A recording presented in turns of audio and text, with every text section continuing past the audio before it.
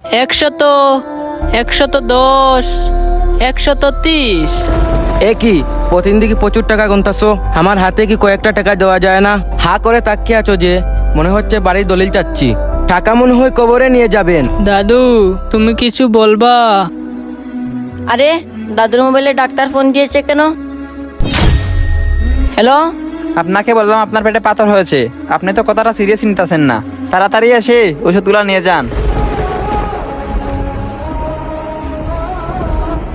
আপনার রিপোর্ট তো দেখলাম, আপনার পেটে পাথর হয়েছে, অতি শীঘ্রই আপনার অপারেশন করতে হবে।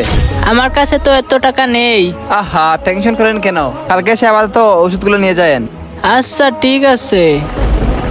দাদু ভাই কোথায় গিয়েছে? একটা কল দেই তো। আবার কে কল দিল? ফোনটা ধরতেছে না কেন? ভাইয়া এই নিন। ঠিক আছে, এ নাও। আচ্ছা,